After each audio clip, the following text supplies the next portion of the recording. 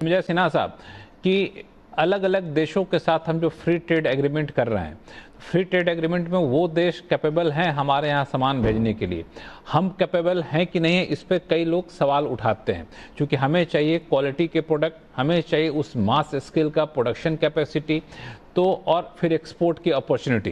तो export opportunity के लिए हमने तो एफटीए कर लिया, लेकिन ये मास स्केल का प्रोडक्शन कैपेसिटी, वो क्वालिटी इंश्योर कर पाना, उसके लिए बजट में जो भी ऐलान किए गए उसको आप कितना सही मानते हैं या फिर कितना सफिशिएंट मानते हैं?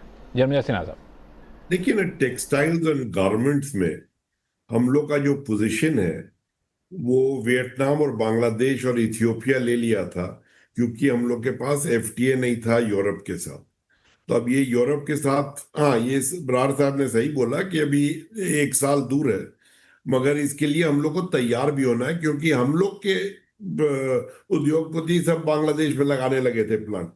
तो अब जो है ये सब बेनिफिट वापस आने लगे, तो इससे बहुत फायदा होगा, क्योंकि ये टेक्सटाइल्स एंड गारमेंट्स में तो रेडीमेड हम लोग घुस सकते हैं, और ये लेबर और एम्प्लॉयमेंट के लिए भी ये अच्छा है। और दूसरी बात में हम लोग अभी तक चर्चा नहीं किए हैं, देखिए, आर्टिफिशियल इंटेलिजेंस एक ऐसा फिनोमिनन है जो पूरी दुनिया को बदलने वाला है। और आर्टिफिशियल इंटेलिजेंस के 5 लेयर्स है। पावर है, फिर सेमीकंडक्टर या चिप्स है, फिर डेटा सेंटर है, फिर एलएलएम लार्ज लैंग्वेज मॉडल है, उसके ऊपर एप्लीकेशन है। तो इस बजट में देखिए सेमीकंडक्टर और डेटा सेंटर्स पर बड़ा फोकस दिया गया है। 22 साल का टैक्स हॉलिडे दिया गया है डेटा सेंटर्स को, उनके ऊपर जो एप्लीकेशन है उनको भी 22 साल का टैक्स हॉलिडे कभी होता नहीं है। सेमीकंडक्टर्स में 40,000 करोड़ डाल दिया गया है। और पावर को तो हम लोग we are trying to deal with it. और फिर लार्ज लैंग्वेज के लिए जब ये डेटा आने लगेगा, हम लोग को अपना डेटा भी यूज करना पड़ेगा इसमें। तो ये एक बहुत भारी पिलर है जिसमें हम लोग को घुस जाना है। और इसके लिए जो बीच वाले लेयर्स में तो अभी हम लोग ने इस बजट में डाल दिया है। तो ये बहुत ही सटीक और इम्पोर्टेंट डेवलपमेंट है जिसको हम लोग को फोकस करना पड़ेगा। बिल्कुल आपने सही कहा। अनुज गुप्ता जी, ये जिस सेक्टर की बात अभी एआई डेटा सेंटर की बात कर रहे थे, उसमें सप्लाई चेन काफ़ी है और ग्लोबल सप्लाई चेन में भारत की हिस्सेदारी अभी भी इसमें काफ़ी कम है। और जो अनाउंसमेंट किए गए 21 साल का टैक्स हॉलिडे, यहाँ इस तरह के अनाउंसमेंट जो हैं वो इस सेक्टर को कितना बूस्ट दे पाएगा? और क्योंकि इसमें चैलेंजेस भी होते हैं, बहुत बड़े पैमाने पर पावर की ज़रूरत पड़ती है, बहुत बड़े पैमाने पर आपको पानी की जरूरत पड़ती है, और इकोसिस्टम तो अलग चीज है ही। नहीं, इसमें मैं 2 चीज कहना चाहूंगा। एक तो आपने क्वालिटी की बात करी पहले। अगर हम कई बार मार्केट में जाते हैं, कुछ चीज खरीदते हैं, उस पर लिखा होता है एक्सपोर्ट क्वालिटी, जिसका मतलब है कि जो डोमेस्टिक मार्केट के लिए बना है वो इंफीरियर क्वालिटी का है। तो जिस दिन हम एक्सपोर्ट क्वालिटी की जगह लिखेंगे भारत क्वालिटी या इंडिया क्वालिटी, और वो क्वालिटी एक्सपोर्ट के लिए भी सेम होगी और डोमेस्टिक के लिए भी सेम होगी, उस दिन आई थिंक हम सब एफटीए का बेनिफिट ले पाएंगे। लेकिन हालांकि मुझे इस पर शक इसलिए नहीं है क्योंकि एक समय था जब मेड इन चाइना कह के हम लोग नाक मुंह से कोरा करते थे और कहते थे कितना गंदा है, लोग चिढ़ाते थे ये तो मेड इन चाइना है, और आज वही मेड इन चाइना सामान सारी जगहों पे लगा हुआ है। बिल्कुल बिल्कुल। तो डेटा सेंटर की आपने बात कही, इस विषय पे इनफैक्ट मैंने अभी रिसेंटली एक लेख भी लिखा था। हम अगर एक छोटी कंट्री जो है मलेशिया, उसको देखेंगे, मलेशिया इंडिया से भी आगे निकल गया है डेटा सेंटर्स में। उसका कारण क्या है? उसका कारण है पावर सेक्टर। मलेशिया ने बड़े स्ट्रक्चर्ड तरीके से प्लानिंग करी कि ग्रिड कहाँ पे जाएगी, क्योंकि अल्टीमेटली जैसे जन्मेजय जी ने बोला कि एआई क्या है, एआई कुछ नहीं है बल्कि पावर को ट्रांसफॉर्म करके एआई को बनाया जाता है। तो पावर सबसे बड़ा इनपुट है, और अगर इंडिया उसी को स्ट्रक्चर तरीके से प्लान करेगा और डेटा सेंटर्स को पावर सस्ती मिलती रहेगी और हाई क्वालिटी की मिलती रहेगी, तो जरूर हम एआई में आगे बढ़ सकते हैं। और जैसा मैंने पहले कहा, जिस दिन वो 116 अप्रूवल सोलर प्रोजेक्ट के चले जाएंगे, उस दिन से आप देखना शुरू करेंगे कि डेटा में इंडिया नंबर 1 बन सकता है दुनिया में। बिल्कुल। हालांकि मैं दिन में अश्विनी वैष्णव जी का इंटरव्यू कर रहा था, तो यही पावर और वाटर कंजम्पशन पे मैंने बातचीत की, तो उन्होंने बड़ा इंटरेस्टिंग सा फैक्ट बताया जो मुझे नहीं पता था।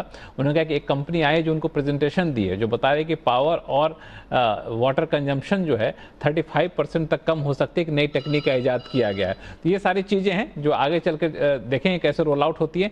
लेकिन पद्मनाभन साहब, एक बड़ा इंटरेस्टिंग सा चेंज आपने देखा होगा। मैं तो 20 बजट मैंने देख लिया, तो मैं उम्मीद करता हूँ आप कम से कम 30-35 बजट तो देख ही लिए होंगे। हर बजट की शुरुआत में पहले होता था एग्रीकल्चर, गांव, किसान, युवा, महिला, ये सारी चीज़ें पहले शुरू होती थी 10-15 मिनट तक भाषण तक। यहाँ भाषण शुरू हुआ ही कि सीधे मैन्युफैक्चरिंग पर वित्त मंत्री साहिबा आ गए। ये मुझे लगता है कि मैंने नोटिस किया कि शायद बहुत दिन बाद या पहली बार ऐसा हो रहा होगा। तो एक क्लियर शिफ्ट है सरकार का कि हमें मैन्युफैक्चरिंग को आगे बढ़ाना है, हमारी इकोनॉमी की रीढ़ अब वही रहने वाली है, भारत गाँव का देश। अब ठीक है, आप लेखों में लिखते रहिए। बिल्कुल लक्ष्मण जी, आपको याद होगा, शायद आपके टाइम से पहले है, जब मैं एक आर्थिक रिपोर्टर था, तब से मुझे इस ये कोट मालूम है। नॉर्थ ब्लॉक में मैं 80s की बात कर रहा हूँ और अर्ली 90s की बात कर रहा हूँ, जो रिफॉर्म होते थे उसको रिफॉर्म बाय स्टेल्थ कहते थे। तो अभी जो फर्क जो हमने पिछले 10 साल में देखा है, एक रिफॉर्म्स पे कन्विक्शन हो रहा है। तो जो वित्त मंत्री का जो आपने जो अभी उदाहरण दिया, ये उसका एक रिफ्लेक्शन है कि अब जो है, मतलब पब्लिक के साथ राजनीति नहीं करना पड़ता कि आपको रिफॉर्म्स इंप्लीमेंट करना है। अगर आप 91 के रिफॉर्म्स देखेंगे, जो नरसिम्हा राव ने जो उसका बोझ उठाया रिफॉर्म्स का, उनको कांग्रेस पार्टी में इतना क्रिटिसिज्म मिला, मतलब ज़्यादातर तो मनमोहन सिंह पे डायरेक्ट हुआ। लेकिन आज वो माहौल देखिए कितना बदल गया। आज जो मार्केट जो गिरा है, वो गिरा इसलिए कि उनको लगा कि ये रिफॉर्मिस्ट उतना नहीं है जितना इनको उम्मीद थी। तो आज जो है रिफॉर्म से एक वे ऑफ लाइफ हुआ है। तो आपने बड़ा अच्छा इसको पकड़ा है। तो ये मैं तभी कह रहा हूँ, ये नॉन क्राइसिस बजट है। और अब जो है एक बजट जो है एक एक एक बिल्डिंग ब्लॉक बन गया है भारत के आर्थिक नीति का। तो मतलब ये फुल फाइनल स्टॉप नहीं है, फर्स्ट स्टॉप नहीं है, तो एक नीति है। और ये आप देखिए बजट के बाहर कितने कितने कदम उठाते हैं। पिछले 3 महीने में देख लिए, लेबर रिफॉर्म किए सरकार ने, तो और ये एफटीए का जो आपने उदाहरण दिए, कितने सारे एफटीए का जो इंक किया है। तो एक पूरा इसको एक होलिस्टिक लेवल पे देखना चाहिए, बजट को एक अकेले आइसोलेशन में नहीं। बजट को आइसोलेशन में नहीं देखना चाहिए, बिल्कुल हॉलिस्टिक देखना चाहिए। यहाँ पे सिद्धार्थ सान्याल साहब, जो मैंने सवाल लेकर गया था अनिल पद्मनाभन सर के पास, वही सवाल आपके पास भी लेकर आना चाहूँगा कि इस बजट में अब साफ कर दिया है कि सरकार का फोकस एरिया जो है अब ज़्यादातर मैन्युफैक्चरिंग पे रहेगा, क्योंकि वही मैन्युफैक्चरिंग है जो पूरे ग्लोबल टेंशन से भारत को बचा के रखेगा। मैं थोड़ा सा डिफरेंटली इसको कहूँगा कि ये बात सही है। ये आप बहुत इंटरेस्टिंग पॉइंट रेज किया है, और ये बहुत वैलिड अप्रोच भी है, क्योंकि मैन्युफैक्चरिंग अगर आगे नहीं जाएगा, खास तौर से एमएसएमई अगर आगे नहीं जाएगा, तो हमारे लिए एक्चुअली गेनफुल एम्प्लॉयमेंट जनरेट करना for certain segment of people is not really that easy. But मैं उसके साथ ये भी कहूंगा, इसका मतलब ये नहीं है कि एग्रीकल्चर और रूरल इंफ्रास्ट्रक्चर में फोकस कम होते जा रहा है। इनफैक्ट लास्ट सेवरल इयर्स में हम लोग देखा है certain developments. For example rural electrification बहुत स्ट्रॉन्ग इंप्रूवमेंट हम लोग देखा है।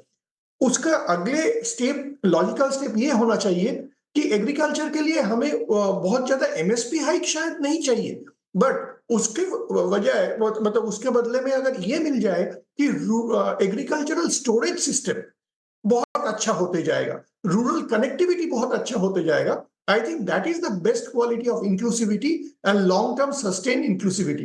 मैं पावर सेक्टर के बारे में इसलिए बोला कि रूरल इलेक्ट्रिफिकेशन अच्छा होना एक बहुत important milestone है that actually can help a lot of areas such as subsequent segments like agricultural storage or agricultural marketing or better connectivity। ये सब चीज actually benefit लेना चाहिए, और जहां तक दिखता है एक्चुअली गवर्नमेंट का फोकस उसमें है, which is very very encouraging। ये काफ़ी एनकरेजिंग, यहाँ पे आप बिल्कुल सही कहा आपने कि एक थोड़ा सा शिफ्ट है, लेकिन रूरल पे भी अलग फोकस के तरफ से आपको देखना होगा।